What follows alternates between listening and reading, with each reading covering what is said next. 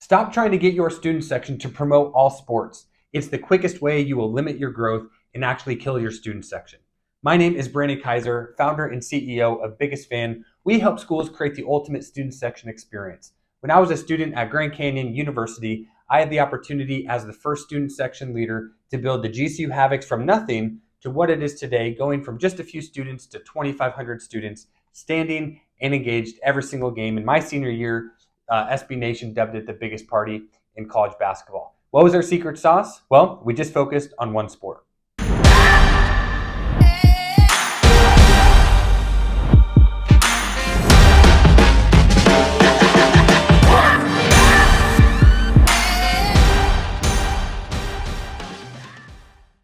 Across the country, everyone wants to push every single sport with marketing and promotions and for the student section. And don't get me wrong, I totally understand why you want that, right? You want every sport to feel supported. However, it's not practical. It's not reality. And in fact, if you focus on just one sport first and build the culture there, every other single sport will benefit. Why? Because a student section can really be the tide that raises all boats, not only for your primary sports, but also your secondary sports. So again, I see this all across the country, even with current clients. They get a taste of success, and then they're like, "Oh, great! Let's make sure the student section's at every single sport: volleyball, soccer, baseball, softball, basketball, football, lacrosse." And what does that do? Well, it hinders and limits the growth. And before you know it, it's February and everybody's burnt out, and now there's no student section or students at your primary events like basketball. All right, so. The key to creating a sustainable student section, and actually the secret to getting more students at every sport, is to stop trying to promote all sports. And when you're building the student section culture, just focus on one.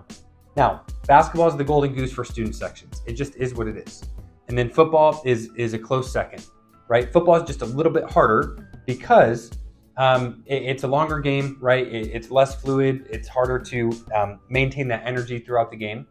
Where basketball, right? There's a ton of back and forth. You can also create a fun, immersive experience for students at basketball, more so than other sports. So again, at GCU, we built up the Havocs, right? Basketball was our main focus, and we still went to a few other sports. We spotlighted them, but basketball was the main focus for the experience and what we were really pushing and driving students to attend and be engaged. Right? Then GCU built a new soccer stadium. So we knew soccer was going to be that next secondary sport with a big push. And so in year 3, that's when we expanded to soccer, right? We introduced the March to the Match. Now, if we would have started that from the beginning, we would have never reached our potential. The Havocs would not be what they are today. But because we built a culture at basketball and students were going because they identified as a Havoc and they were going for the experience, it was an easy ask to say, hey, now we're taking this experience that you really love and want to be part of at basketball. Now we're going to expand that to basketball, right? Now we're going to expand that to volleyball at a few games. Now we're expanding that to baseball, which is why GCU is some of the highest student attendance for all their different sports, right? Even their secondary sports. So, traditionally in what I see at the high school and the college level in traditional marketing, it's like, well, we got to cover every sport. We got to put together these promotional and marketing plans. So student leaders, you're going to serve as a marketing intern. And really, you need to just post on social media and do free promos and post graphics for every sport. It's like, well, that's ineffective. And now you can't expect your student leaders to be at every game of every sport. It's just not practical. They have lives, right? And you don't want them burnt out by conference play for basketball.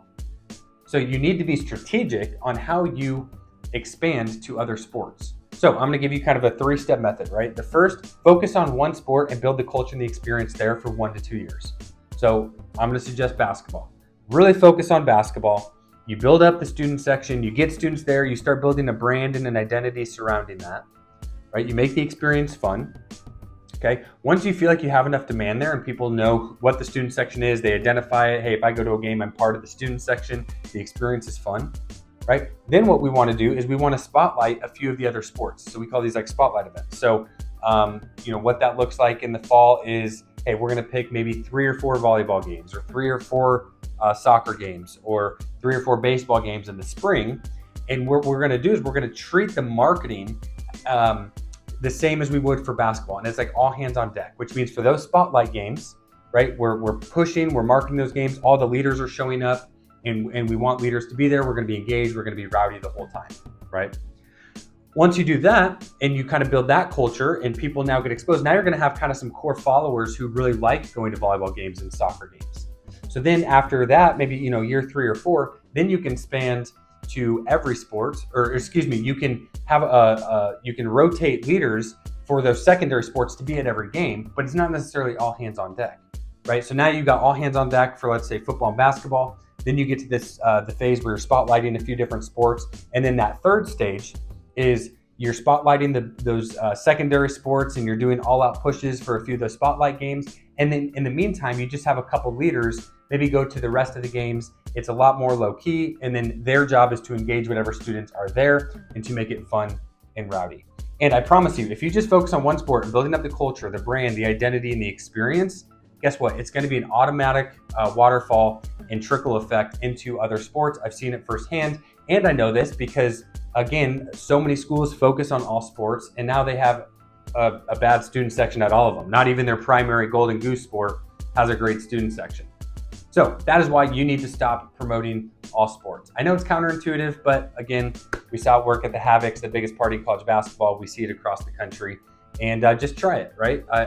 Split test and see, hey, what are we going to have more success? So 1 year, try and get your student section to go to every sport, every game, and then the next year, just focus on one sport and see which one gets actually deeper and better results. And I think you'll enjoy. I think you'll be pleased with the results that you find out of how the counterintuitive approach of focusing on one sport actually helps all the other sports. If you need help with your student section, if you enjoy this content, make sure you share, you like, you subscribe, give us a comment what you're struggling with. And if you want to create the ultimate student section experience, we'd love to get on the phone with you. Find the links below and go ahead and schedule a call. We also have our free guide of building the ultimate student section if you want to check that out.